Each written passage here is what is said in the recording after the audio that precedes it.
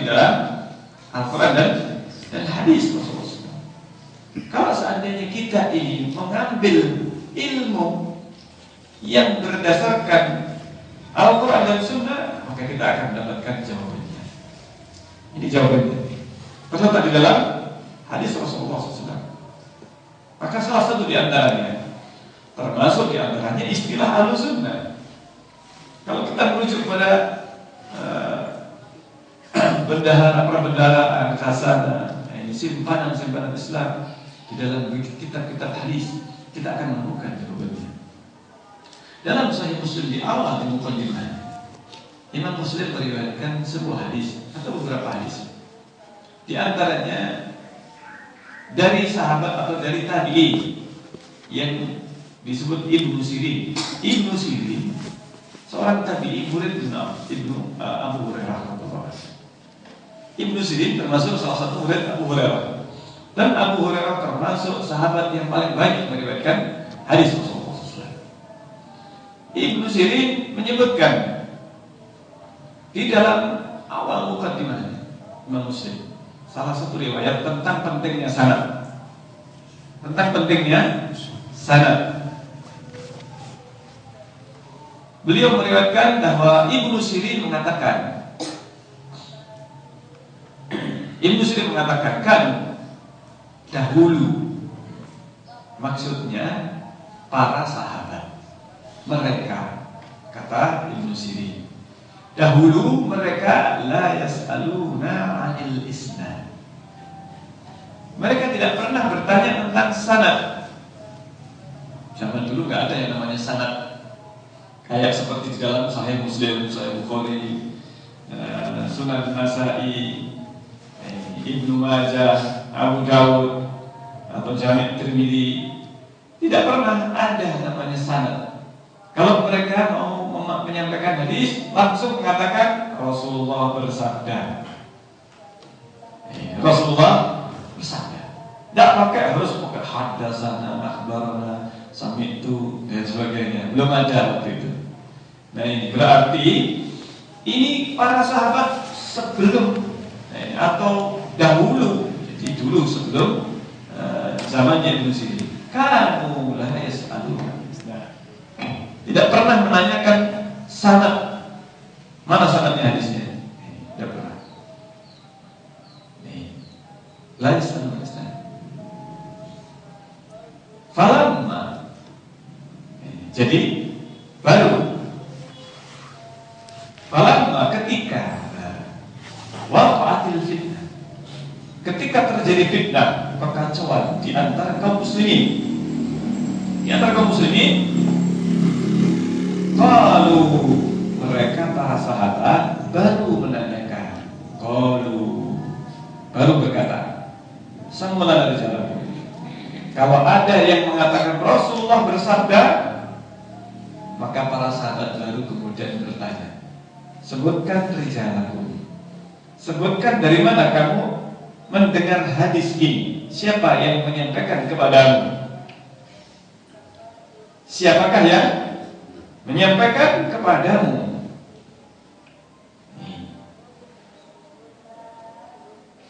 Fa'idha, apabila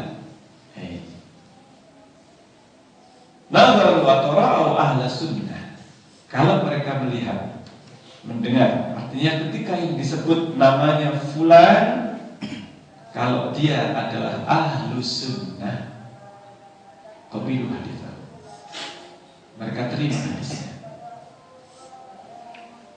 Wa idza, dan apabila nazaru, yang mereka lihat perawi atau orang yang disebut membawa hadis itu, yang menyampaikan hadis itu adalah ahlul bid'ah, kalau yang disebut apa? Namanya oleh orang yang mendengar, saya dengar dari si fulan, si A, oh si A. Kalau ahlu sunnah terkenal, maklum, sudah dikenal, ini ahlu sunnah, maka diterima hadisnya. Tapi kalau yang didengar, yang disebut namanya adalah ahlul bid'ah, fala yaqbalu haditsahu, maka mereka para sahabat tidak menerima hadisnya. Jadi para sahabatlah yang melihat ini Ahlus Sunnah atau ini Ahlul Bid'ah. Waktu itu cuma ada istilah satu saja, Ahlus Sunnah. Yang bukan Ahlus Sunnah berarti Ahlul Bid'ah. Jadi Ahlul Bid'ah istilah yang sudah ada di zaman siapa? Para sahabat. Yang menukilnya adalah tabi'in, Ibnu Sirin. Ibnu Sirin tabi'in. Sehingga ketika mereka mengatakan, ketika para sahabat melihat ini Ahlus Sunnah, ini menunjukkan bahwa Ibnu Sirin sudah mengenal istilah Ahlus Sunnah, dan itu dari istilah yang digunakan oleh para sahabat. Belum ada embel-embel wal jamaah waktu itu. Belum ada embel-embel wal jamaah. Baru istilah Ahlus Sunnah. Siapa yang dimaksudkan? Nah, mereka para sahabat yang mengetahui ini Ahlus Sunnah dan ini adalah Ahlul Bid'ah. Jadi patokannya yang menilai atau yang mengetahui siapa yang Ahlus Sunnah, maka mereka terima, itu mereka yang mengikuti para sahabat. Apa kalau begitu yang dimaksudkan ketika terjadi fitnah? Fitnah apa sih? Fitnah apa yang terjadi pada masa itu? Kok sampai-sampai sebelum terjadi fitnah para sahabat tidak pernah menanyakan dari mana kamu mau mengambil hadis ini, dari mana kamu mendengar hadis tersebut? Tidak. Karena zaman dulu sebelum terjadi fitnah, zaman Abu Bakar, Umar, dan pada masa awal khilafah Utsman bin Affan pada masa Utsman, tidak ada orang yang kemudian berani berdusta atas nama Rasulullah. Tidak ada orang yang berani mengatakan Rasulullah bersabda kemudian ternyata dia dusta. Karena yang berani mengatakan kalau Rasulullah adalah para sahabat. Para sahabat yang berani berkata apa? Rasulullah bersabda. Zaman itu, zaman Abu Bakar, Umar, masih banyak para sahabat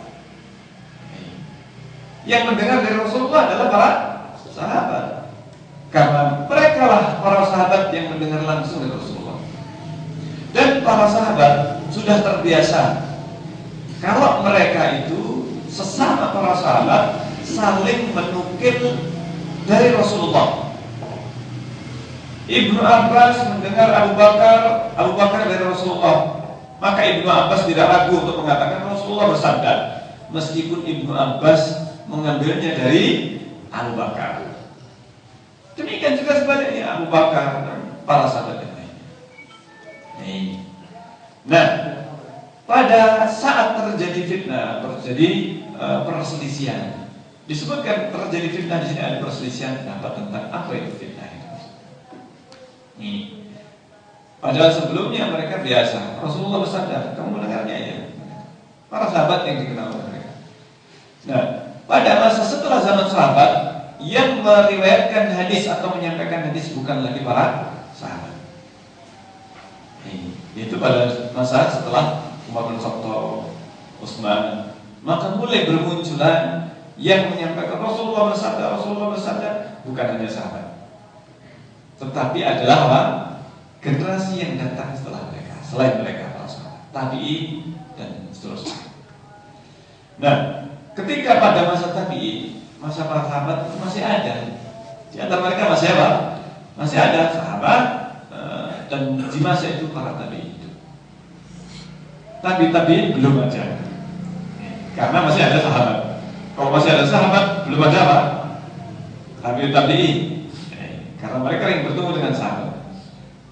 Meskipun di zaman tabi'in, di zaman sahabat ini sudah mulai habis, maka ada sebagian di antara yang hidup di zaman sahabat masih ada sebagian kecil sahabat, maka muncullah para tabi'ut tabi'in, tidak bertemu dengan sahabat, tapi mereka bertemu dengan para tabi'in.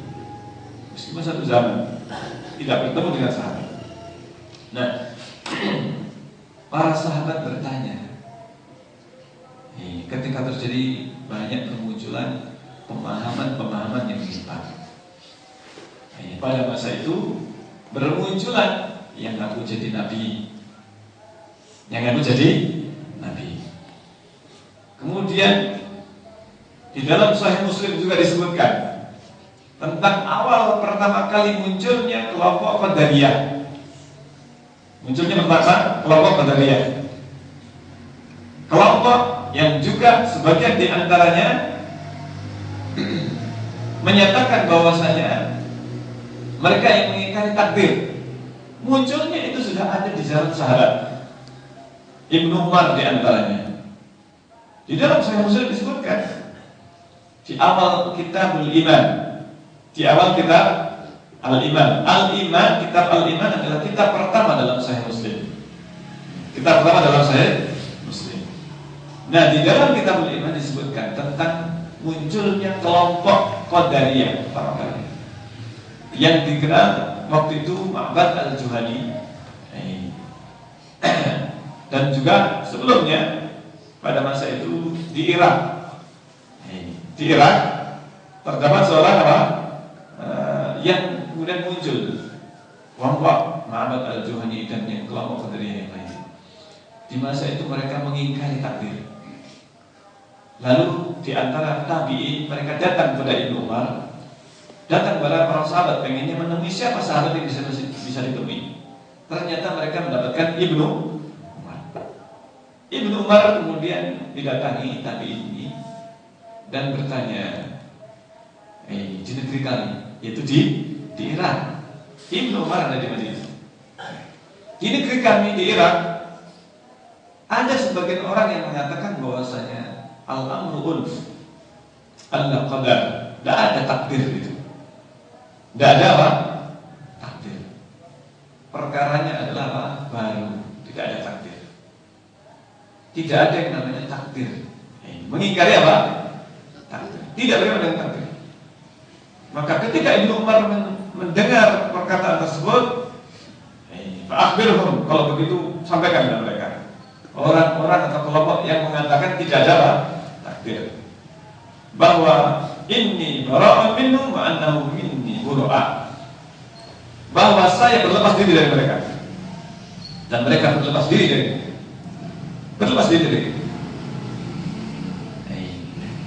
dan itu fitnah. Salah satu fitnah pertama yang muncul yaitu kelompok ahlul bid'ah pertama munculnya Qadariyah. Bahkan sebelum munculnya Khawarij, sebelum muncul Khawarij, Qadariyah muncul duluan. Di Irak, Ma'bad al-Juhani yang memunculkan, mengingkari takdir. Maka Ibnu Umar mulai di situ kemudian mengingkari mereka yang mengatakan takdir itu tidak ada. Sampai-sampai mereka mengingkari hadis tentang takdir. Hadis tentang takdir, bahwasanya seorang itu di dalam perutnya itu sudah dalam janinnya sudah ditetapkan ajalnya, rezekinya, apakah dia itu umurnya, dan kemudian apakah dia itu sengsara, apakah bahagia, surga atau neraka. Maka diingkari oleh, dan muncul pada masa itu hadis-hadis yang baru, belum pernah didengar oleh para sahabat. Para sahabat belum pernah mendengar hadis itu. Kok ada sahabat, kok ada hadis seperti ini? Dari mana? Mulai di situ mereka bertanya. Mulailah mereka bertanya tentang sana. Karena ternyata yang menyampaikan hadis bukan lagi sahabat Rasulullah, tapi para zamannya tabi'in. Hidup mereka dilihat, ini siapa ini? Muridnya para sahabat, maka mereka mendengar dari sahabat. Mereka yang menjadi muridnya sahabat, inilah yang dinamakan dengan ahlus sunnah. Karena pada masa itu muncul kelompok Khawarij yang mereka menyampaikan hadis, atau mereka kelompok Qadariyah yang kemudian mereka mengeluarkan hadis sebagai dalil. Ternyata hadis itu tidak pernah didengar oleh para sahabat. Dan orang yang menyampaikan ketika ditelusuri ternyata bukan seorang murid sahabat, atau bukanlah memiliki pemahaman sebagaimana yang difahami para sahabat. Maka akhirnya para sahabat ketika mendengar ada hadis, dicari dari mana mendengar. Kalau ada orang yang menyampaikan hadis, dari mana kamu dengar? Fulan. Oh fulan. Ahlul bid'ah. Itu kelompok Qadariyah waktu itu munculnya, atau kelompok Khawarij. Dan juga waktu itu setelah itu muncul kelompok Syiah atau Rafidhah yang mereka menghalalkan dusta. Bukan hanya menghalalkan dusta, tetapi apa? Bahkan mensyariatkan. Kalau sekarang dikenal dengan nama apa? Taqiyah. Bahkan mereka bebas berdusta. Yang penting mereka bisa diterima ucapannya kalau itu dari Rasulullah. Maka mereka membuat hadis atas nama Rasulullah, kemudian disebarkan untuk mendukung kebid'ahan mereka, untuk melegitimasi mendukung kebid'ahan. Maka disitulah muncul yang namanya apa? Ahlul bid'ah. Nah, kelompok ahlul bid'ah ini mereka lah yang banyak mengeluarkan hadis-hadis palsu, dan kemudian mereka menyebarkannya di kalangan kaum muslimin. Disitulah para sahabat mulai menanyakan sanad. Sanad itu adalah rantai para perawi. Itu namanya sanad. Rantai estafet para perawi dari Rasulullah kepada para sahabat kepada para tabi'in, atau sahabat kepada sahabat yang lainnya. Karena para sahabat biasa. Demikian juga para tabi'in, sesama tabi'in mereka saling apa? Meriwayatkan. Satu dengan yang lain. Disitulah para sahabat mulai melihat atau meneliti. Waktu itu kan yang menukil dari Rasulullah paling sanadnya kan cuma 1-2 orang, ya kan? Sudah sampai kepada sahabat atau kepada Rasulullah. Maka tinggal mereka menanyakan, siapa fulan? Kalau itu Ahlus Sunnah yang pemahamannya para tabi'in, yang mereka mengikuti para sahabat, maka diterima hadisnya. Diterima. Dari mana? Sahabat fulan diterima hadisnya. Kalau sudah sampai sahabat, sudah mereka sudah percaya. Tidak kemudian meneliti lagi, karena para sahabat mereka adalah orang-orang yang bisa dipercaya. Selama hadis itu yang meriwayatkan sahabat, para sahabat tidak pernah bertanya lagi. Tidak pernah bertanya. Nah, ini menunjukkan munculnya istilah ahlul bid'ah atau istilah ahlus sunnah karena muncul ahlul bid'ah. Munculnya istilah ahlus sunnah karena munculnya bid'ah. Di zaman Rasulullah nggak ada istilah ahlus sunnah, karena yang ada adalah muslim atau apa?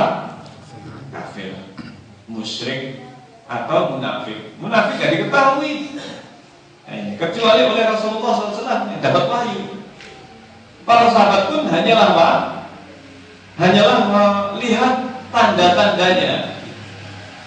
Tanda-tandanya. Jadi mereka mengetahui orang-orang munafik itu justru dari antaranya Hudzaifah yang disebut nama yang disebutkan oleh Rasulullah kepadanya nama-nama orang-orang munafik. Ini nama-nama orang munafik. Karena itu sampai Umar pun tidak tahu siapa hakikatnya orang munafik itu, kecuali tokoh-tokohnya saja yang mereka ketahui jelas. Diturunkan ayat Al-Quran tentang mereka, termasuk di antaranya apa? Abdullah bin Ubay. Ya, mereka tahu kaum munafik yang disebut di zaman Rasulullah SAW. Adapun rinciannya para munafikin, maka hanya Rasulullah dan Hudzaifah yang tahu nama-nama orang munafik. Umar bin Khattab pun tidak tahu. Sampai-sampai bertanya kepada Hudzaifah, saya termasuk yang dapat disebut namanya termasuk orang munafik atau bukan? Umar bin Khattab takut kalau seandainya dia itu disebut sebagai orang munafik. Ini Umar ini. Sementara kita ini apa? Subhanallah. Merasa apa? Tidak takut. Oh, maksud saya munafik. Subhanallah. Artinya apa? Umar bin Khattab waktu itu saja, Umar saja yang sudah disebut oleh Rasulullah masuk surga masih takut dengan yang namanya apa? Status munafik. Menakutkan atau mengkhawatirkan kalau dirinya itu termasuk munafik. Sampai disebutkan sahabat tabi'in, Hasan al-Basri, juga demikian Ibnu Sirin dan yang lainnya. Para tabi'in hebat. Sa'id bin Musayyib menceritakan, saya bertemu 50 sahabat, ada sebagian yang mengatakan 100 sahabat. Saya bertemu dengan mereka, semuanya khawatir kalau mereka itu termasuk orang apa? Munafik. Nah inilah yang ada pada mereka, sehingga mereka berhati-hati. Mereka lah yang mengenal ini ahlus sunnah, ini ahlul bid'ah. Karena itu istilah ahlus sunnah pertama kali munculnya adalah ketika ada bid'ah. Ketika muncul bid'ah, munculnya bid'ah pertama kali bid'ah Qadariyah. Sebelum kemudian di zaman Ali bin Abi Thalib. Di awal khilafah Ali bin Abi Thalib atau di akhir Utsman bin Affan radhiyallahu anhu. Di zamannya Utsman.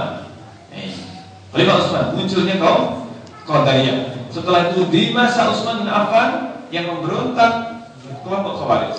Di situ juga fitnah. Muncul ahlul apa? Ahlul bid'ah. Disitulah kemudian muncul istilah ahlus sunnah. Hadis ini menunjukkan kepada kita ini sebenarnya. Kalau mau disebut ahlus sunnah itu apa? Yaitu yang mereka orang-orang yang mengikuti para sahabat. Murid-muridnya para sahabat yang dikenal oleh para sahabat itu ahlus sunnah. Tapi kalau dikenal itu adalah menyimpang dari apa yang diajarkan para sahabat, karena sudah tidak ada lagi Rasulullah, maka yang menilai adalah para sahabat. Siapa ahlus sunnah? Siapa ahlul bid'ah? Ketika itu adalah ahlul bid'ah yang dinilai oleh para sahabat sudah menyimpang dari apa yang diajarkan Rasulullah kepada mereka, mereka menyebut dengan ahlul bid'ah. Sehingga yang dimaksudkan dengan ahlus sunnah adalah generasi yang mengikuti apa yang diajarkan Rasulullah dan para sahabat. Ini sebenarnya istilah ahlus sunnah pertama kali muncul. Mereka yang memiliki pemahaman sama dengan para sahabat. Para sahabat. Sehingga para sahabat merasa aman kalau mengambil hadis itu dari ahlus sunnah. Dari ahlus sunnah, karena mereka tahu, mereka mempunyai keyakinan bahwasanya haram hukumnya menisbatkan kepada Rasulullah SAW. Menisbatkan kepada Rasulullah itu adalah sesuatu yang haram. Maka terdapat hadis mutawatir yang diriwayatkan dari banyak sahabat. Tidak ada yang lebih mutawatir dari hadis ini. Bisa dikatakan hadis paling mutawatir, yaitu hadis Rasulullah SAW, man kadzaba alayya muta'ammidan falyatabawwa maq'adahu minan nar. Barang siapa yang berdusta atas namaku dengan sengaja, maka hendaklah mengambil tempat duduknya di neraka. Hadis ini yang menyampaikan bukan hanya 1-2 orang sahabat. Mayoritas hadis yang menyampaikan itu yang sampai kepada kita 1-2 orang sahabat. Dari sahabat ini hadis ini bulan. Dari sahabat ini hadis bulan. Mayoritas dikatakan itu bisa dikatakan 1 sahabat atau 2 sahabat atau berapa orang sahabat saja yang menyampaikan sebuah hadis yang sama. Tapi hadis ini man kadzaba alayya sampai disebutkan dikumpulkan oleh para ulama sampai 70 sahabat yang meriwayatkan. Bahkan ada yang sampai 100. Tanpa dilihat sahih atau tidaknya. Tanpa dilihat apa? Sahih tidaknya hadis ini adalah termasuk apa? Termasuk hadis mutawatir. Kafa bil mar'i kadiban an yuhadditsa bi kulli ma sami'a. Atau man hadatsa alayhi ta'ammidan falyatabawwa maq'adahu minan nar. Barang siapa yang berdusta atas namaku, maka tempat duduknya di neraka. Sehingga ini peringatan keras yang senantiasa disampaikan oleh para sahabat. Biasa disampaikan para sahabat. Karena itu banyak para sahabat yang mereka tidak berani menyampaikan hadis.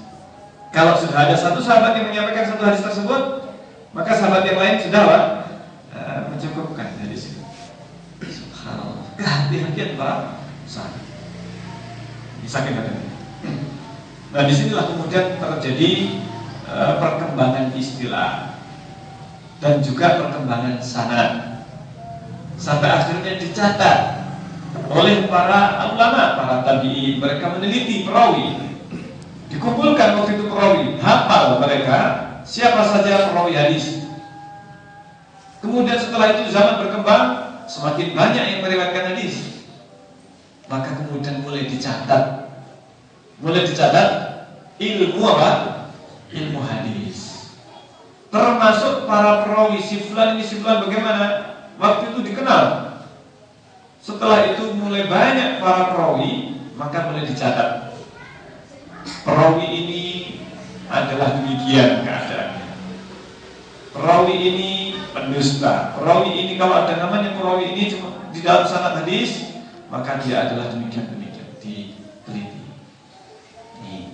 Nah, mulai berkembang. Kebid'ahan mulai bertambah.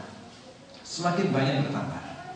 Karena itu disebutkan oleh Rasulullah SAW, umat ini sataftar umat ya ala salah saya bahasa Baina. Umat ini akan terpecah menjadi 72 golongan.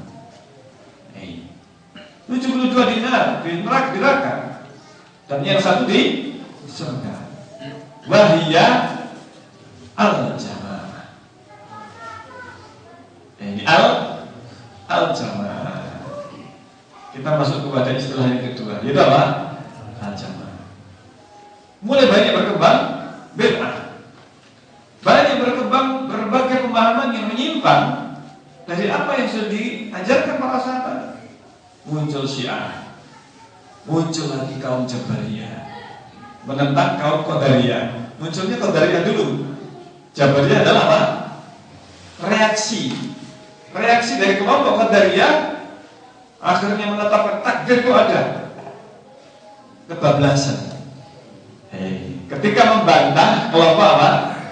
Qadariyah, sebagian di antara kaum muslimin karena kejahilan mereka yang juga tidak mengambil dari para sahabat, akhirnya mereka membantah atau tidak sepaham dengan yang mengingkari takdir. Akhirnya mereka menetapkan takdir. Takdir itu adalah apa? Ada, benar adanya. Tapi kebablasan sampai akhirnya mengatakan hamba itu sudah ditakdirkan tidak bisa bergerak apa-apa.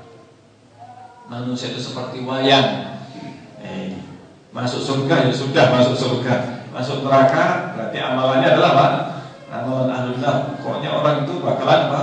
Kalau sudah ditetapkan ahlul nar, maksiat ya sudah, orang tidak bisa menghindar dari maksiat. Jadi dia itu apa? Oh, saya ini sudah ditakdirkan demikian. Yang berzina, yang mencuri, yang mengkor, akhirnya muncul kelompok Jabariyah. Berkembang karena reaksi terhadap apa?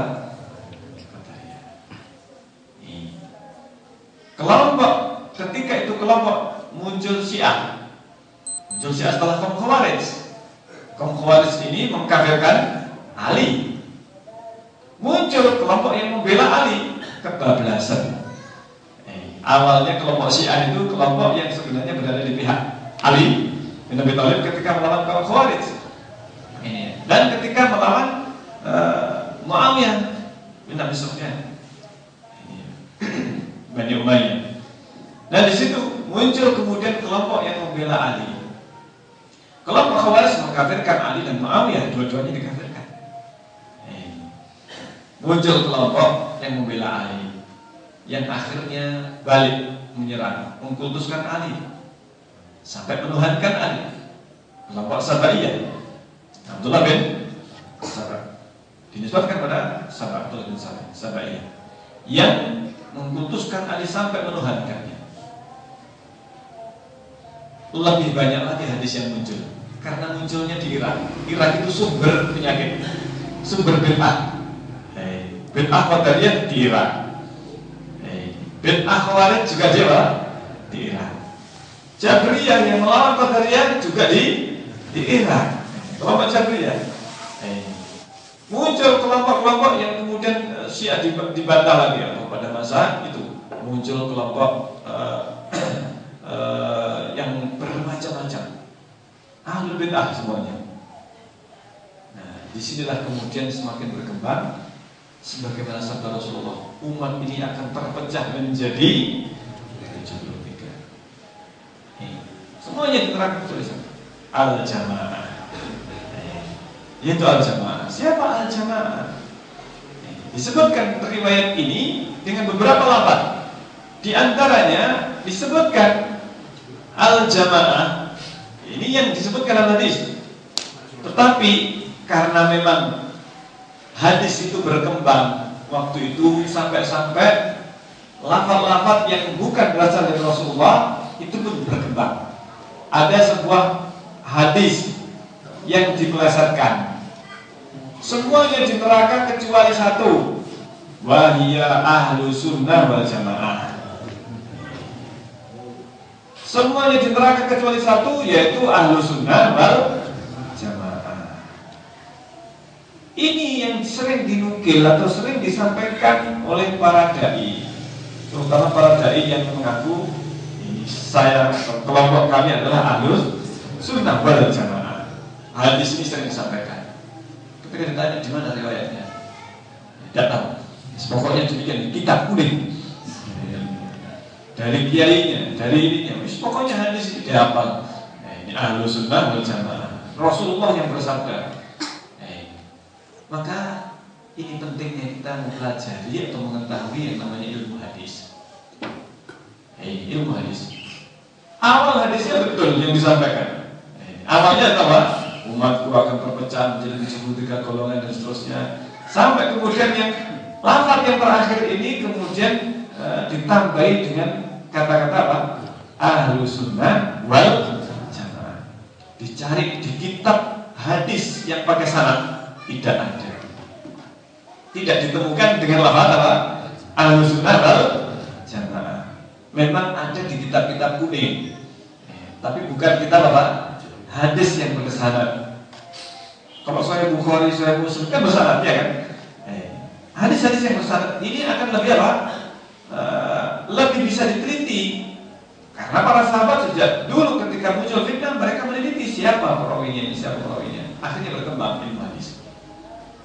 Ini pentingnya meneliti sanad di sini. Karena itu kalau kita mendasarkan suatu hadis yang penting hadis sahih atau tidak? Oh ini Wahabi kamu itu. Kenapa kok tanya sahih tidaknya hadis? Semuanya kamu tahu ini. Akhirnya jadi apa?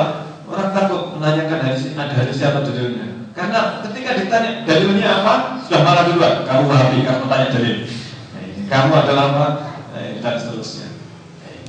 Tanya dalil itu langsung jadi dirinya apa? Wahabi.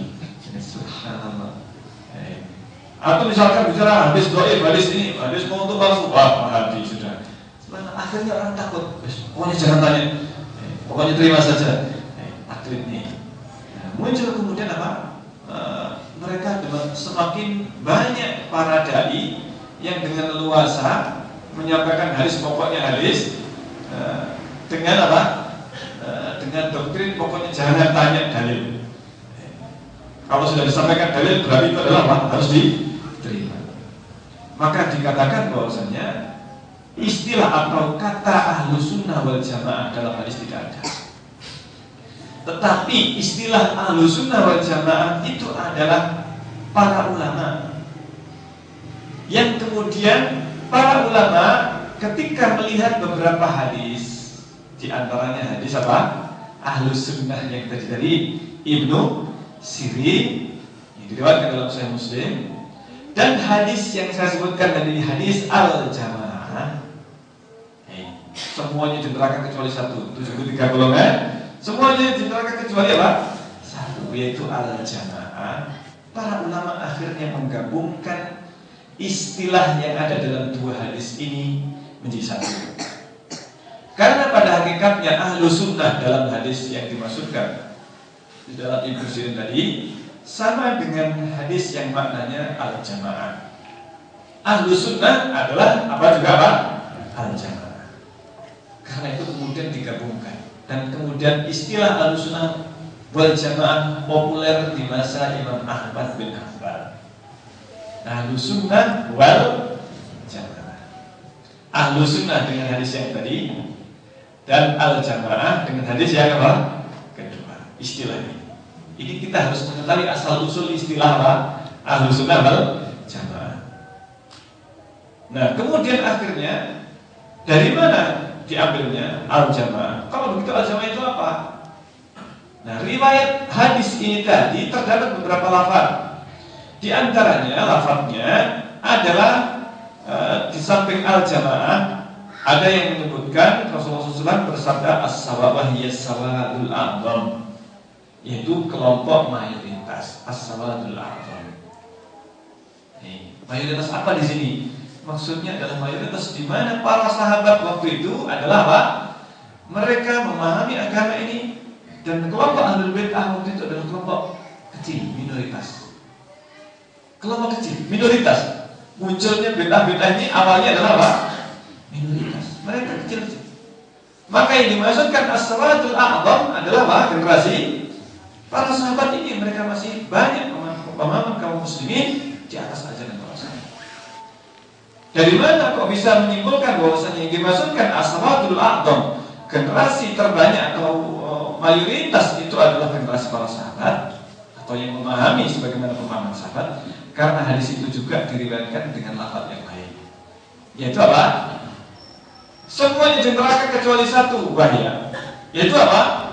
Ma ana alaihi yauma wa ashabi, yaitu yang ma ana alaihi yaum, yang aku alaihi di atasnya, al yauma hari ini, wa ashabi bersama para sahabatku. Maksudnya apa? Kelompok yang dimaksudkan al-jamaah tadi, yang selamat semuanya itu neraka kecuali satu, adalah yang memahami sebagaimana, yang menjalankan, memahami, mengamalkan apa yang sudah diamalkan oleh Rasulullah hari ini. Hari ini itu apa? Ya, di zaman Nabi, Rasulullah bersabda, ya kan? Di zaman Nabi dan para sahabat yang menjalankan Islam, yang nanti akan menjalankan Islam sebagaimana yang dijalankan Rasulullah dan para sahabat. Itulah yang dimaksudkan al-jamaah atau yang selamat. Kalau begitu, patokan keselamatan masuk surganya di mana patokannya? Nabi dan para pemahaman Rasulullah dan para sahabat. Kalau begitu, bagaimana kita memahami apa yang dipahami Rasulullah dan para sahabatnya? Maka jawabannya kembali kepada hadis Rasulullah. Karena para sahabat mereka sudah menyampaikan, menunaikan apa yang disampaikan oleh Rasulullah kepada mereka. Al-Quran, dari mana kita dapat Al-Quran? Dari mana kita mendapatkan Al-Quran sampai sekarang ini? Apakah melewati sahabat? Artinya meloncati langsung Rasulullah, tabi'in, atau langsung tabi'in? Mungkin enggak? Mesti mereka melewati siapa? Para sahabat. Al-Quran yang sampai kepada kita, yang membawa kepada kita adalah para sahabat. Al-Quran yang disampaikan oleh para sahabat, mereka para sahabat yang mengambil dari Rasulullah, dan mereka yang belajar langsung maksud makna dari ayat Al-Quran itu kepada Rasulullah. Siapa yang paling tahu? Para sahabat. Rasulullah yang paling tahu tentang Al-Quran, turunnya kepada Rasulullah. Setelah Rasulullah tidak hanya menyampaikan lafaz Al-Quran kepada para sahabat, akan tetapi Rasulullah mengajarkan wa anzalna ilaika dzikra litubayyina lin-nasi ma nuzila ilaihim.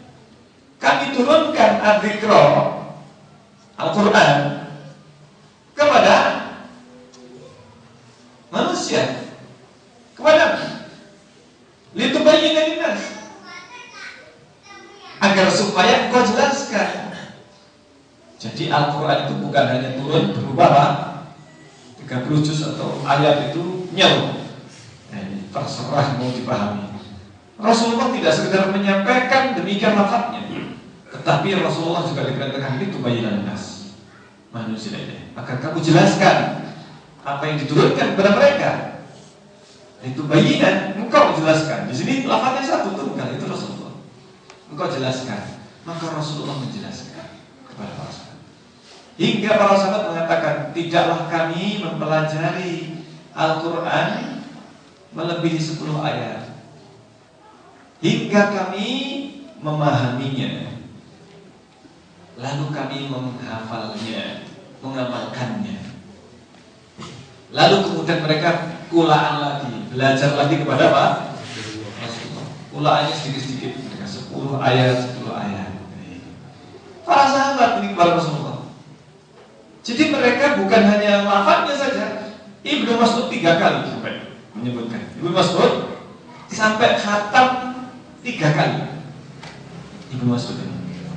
Setiap ayat Ibnu Mas'ud ini bertanya, tidaklah berhenti setiap ayat kecuali saya tanyakan tentang maksudnya. Mereka kan orang Arab, Al-Quran juga bahasa apa? Bahasa Arab. Loh, kenapa butuh penjelasan? Karena ternyata Al-Quran itu memang butuh penjelasan. Al-Quran butuh penjelasan. Penjelasan dari mana? Dari Rasulullah, Sunnah. Karena itu para ulama atau sebagian ulama mengatakan Al-Quran ahwaju ila sunnah, min sunnati ila Al-Quran. Al-Quran itu lebih butuh kepada sunnah daripada sunnah kepada apa? Al-Quran. Karena Al-Quran itu yang menjabarkan, yang menjelaskan adalah Rasulullah. Para sahabat yang menerima penjelasan. Maka para sahabat ketika menyampaikan Al-Quran, maka mereka paham dengan maksud dari Al-Quran kepada para tabi'in. Makanya Ibnu Abbas, majelisnya Ibnu Abbas ceritakan di dalam riwayat majelisnya Ibnu Abbas termasuk paling ramai. Majelis Al-Quran, Ibnu Abbas termasuk sahabat yang paling cerdas atau sangat cerdas di antara sahabat yang lain. Karena itu yang lainnya para sahabat ini mereka sibuk dengan urusan pemerintahan, Abu Bakar, Umar dan sebagainya, sibuk dengan jihad. Ibnu Abbas termasuk yang banyak mengajarkan. Bukan hanya hadis. Kalau Abu Hurairah yang paling banyak menyampaikan apa? Hadis. Ibnu Abbas di samping dia itu beliau adalah orang yang ahli dalam hadis. Hadis Rasulullah juga banyak, termasuk di antara yang paling banyak meriwayatkan hadis Ibnu Abbas. Tetapi juga memiliki kelebihan, yaitu apa? Ibnu Abbas termasuk yang belajar Al-Quran langsung dari Rasulullah SAW. Meskipun dengan usia yang masih muda, belajar langsung dari Rasulullah. Masya Allah. Ini kelebihannya Ibnu Abbas. Makanya majelisnya ini banyak. Tafsirnya juga Ibnu Abbas. Sampai Umar bin Khattab memasukkan ke dalam apa?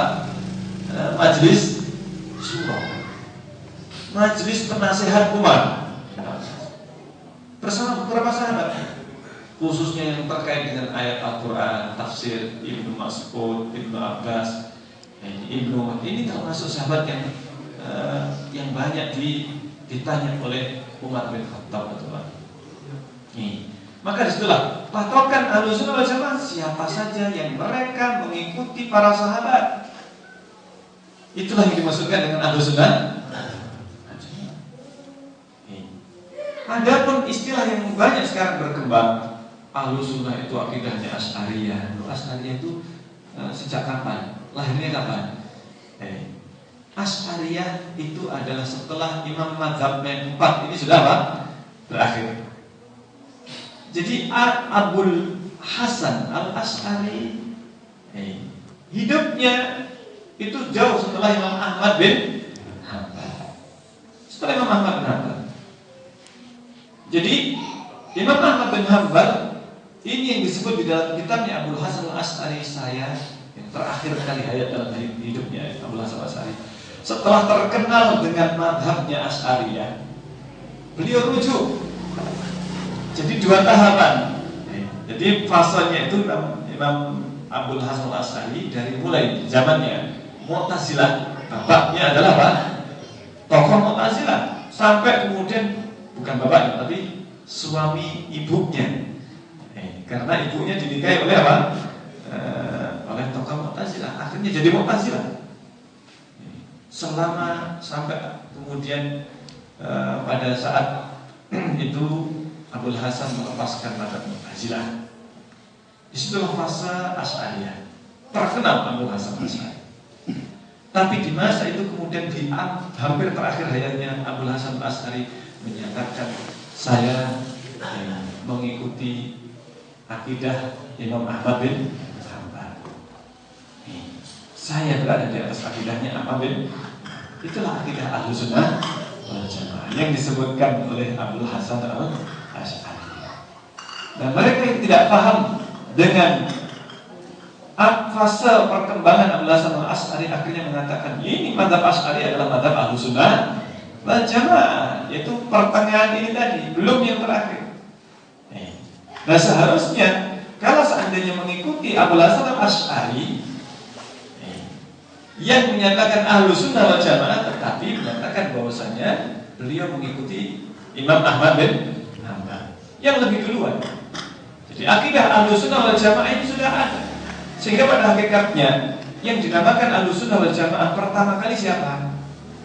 Para sahabat. Justru istilah Ahlussunnah wal Jamaah itu diambil dari mazhab mereka, para sahabat. Istilah yang berasal dari para sahabat. Ma'ana alil yawm wa ashabi, apa yang aku jalankan, aku bersama para sahabatku hari ini. Nah ini, sehingga itulah yang sebenarnya dimaksudkan dengan Ahlussunnah. Dalam perkembangannya akhirnya banyak ahlu bid'ah yang memakai saya Ahlussunnah, saya Ahlussunnah. Yang dilihat bukan pengakuannya, akan tapi adalah apa? Buktinya. Intinya Ahlussunnah wal Jamaah adalah yang mengikuti pemahaman para sahabat. Yang kemudian para tabi'in yang mengikuti mereka dengan baik, atau disebut dengan para salaf. Sehingga dakwah salafiyah atau pemahaman salaf itulah yang dimaksudkan dengan Ahlussunnah wal Jamaah. Dan insyaallah sampai di sini sebenarnya ini ringkasan dari pemjabaran yang sebenarnya perlu penjabaran yang panjang ya. Tapi insyaallah cukup membuat gambaran kepada kita tentang siapa dan apa Ahlussunnah wal Jamaah. Akhir da'wana alhamdulillahirabbil alamin. Semoga bermanfaat. Yang bertanya bisa di luar majelis karena sudah hampir waktu berbuka. Kita akhiri sekian. Subhanallah.